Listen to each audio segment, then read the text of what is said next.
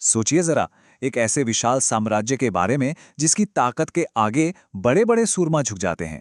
लेकिन उसी साम्राज्य की परछाई में कुछ ऐसे भी थे जिन्होंने झुकने से साफ इनकार कर दिया।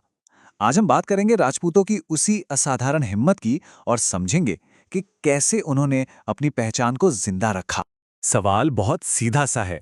जब एक बहुत बड़ी ताकत किसी के वजूद को ही मिटाने पर तुल जाए, तो कोई कैसे टिक सकता है? और सिर्फ टिकना ही क्यों, अपनी संस्कृति और अपनी आज़ादी को कैसे बचाए रख सकता है? चलिए, इसी पहेली को आज सुलझाने की कोशिश करते हैं।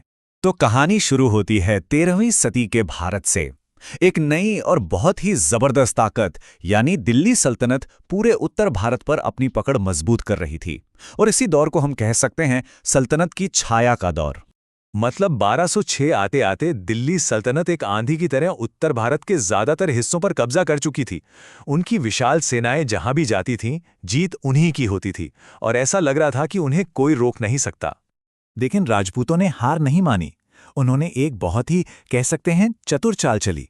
उन्होंने उपजाऊ मैदानों को छोड़ दिया और अपनी पूरी ताकत राजस्थान के पहाड़ों और रेगिस्तानी इलाकों में लगा दी।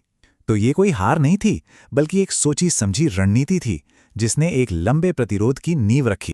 और जानते हैं, इसी प्रतिरोध की आग से दो ऐसे राज्यों का उदय हुआ जो आने वाले कई सालों तक न सिर्फ सल्तनत बल्कि हर बड़ी ताकत के लिए एक बड़ी चुनौती बने रहे। ये थे प्रतिरोध के वो राज्य, मेवाड़ और मारवाड़। तो एक तरफ था मेवाड़, सिसोदिया वंश का गढ़ जो अरावली की पहाड़ियों के बीच बसा था, और दूसरी तरफ था मारवाड़, राठौड़ों का राज्य, जिसकी हिफाजत खुद विशाल थार का रेगिस्तान करता था, एक पहाड़ों में तो दूसरा रेगिस्तान में। देखिए, उनकी जमीन ने ही उनकी पूरी कहानी लिख दी थी। मेवाड़ के लिए ये लड़ाई सिर्फ जमीन का टुकड़ा बचाने की नहीं थी। नहीं नहीं, ये थी अपनी पहचान की लड़ाई। राणा कुंभा जैसे उनके महान शासक खुद को सिर्फ राजा नहीं बल्कि राजपूत सम्मान और अपने धर्म के रक्षक मानते थे। मतलब हर एक लड़ाई धर्म की रक्षा के लिए थी। अब बात करें मारवाड़ की, तो उनका सबसे बड़ा हथियार खुद उनका भूगोल था। वो विशाल थार का रेगिस्तान उनके लिए एक कुदरती किला था जिसने दिल्ली को हमेशा उनसे दूर रखा। राव जोधा जैसे शासकों के लिए ये रेगिस्तान उनकी आज़ादी की गारंटी बन गया था। तो सवाल ये है कि वो कामयाब कैसे हुए? आखिर उनके पास ऐसा क्या था? असल में उनके पास एक तरह की सर्वाइवल प्लेबुक थी। चलिए, एक एक करके उनकी कामयाबी के राज जानते हैं। इस प्लेबुक में 4 बड़े ही सिंपल लेकिन मजबूत नियम थे। पहला, अपनी जमीन को ही अपना हथियार बना लो। दूसरा, ऐसे किले बनाओ जिन्हें कोई जीत न सके। तीसरा, वफादारी के दम पर राज करो। और चौथा, एक योद्धा की तरह जियो। ये सिर्फ कोई रणनीति नहीं थी, ये उनके जीने का तरीका था, उनका धर्म था। तो पहला नियम था अपनी जमीन का इस्तेमाल करना।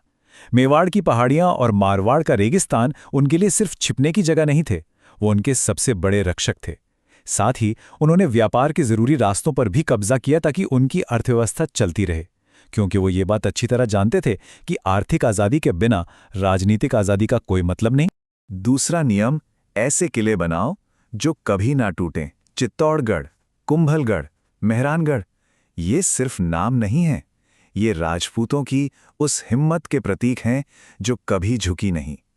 ये सिर्फ पत्थर की दीवारें नहीं थीं, ये आसमान को छूती हुई उनकी आज़ादी का ऐलान थीं। और तीसरा नियम था वफादारी से शासन करना।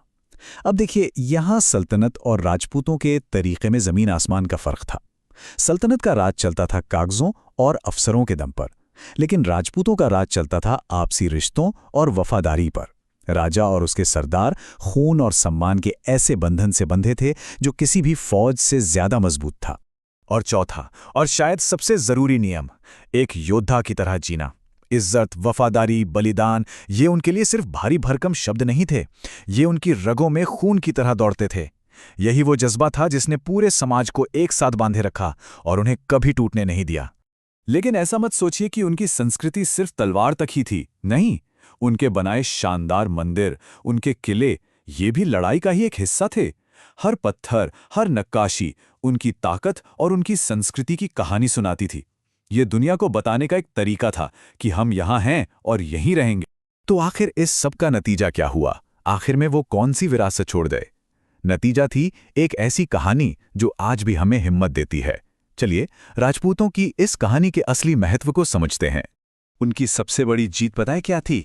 ये कि वो कभी पूरी तरह से गुलाम नहीं बने।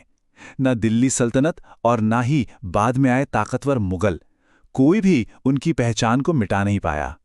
उन्होंने हमेशा अपनी एक अलग पहचान बनाए रखी। तो अगर कोई पूछे कि उनकी कामयाबी का राज क्या था, तो जवाब किसी एक चीज में नहीं है, बल्कि ये कई चीजों का एक मजबूत मेल था। उनकी जमीन, उनकी लड़ने की परंपरा, उनका शासन चलाने का तरीका और उनकी मजबूत सांस्कृतिक एकता, इन सब ने मिलकर उन्हें वो बनाया जो वो थे।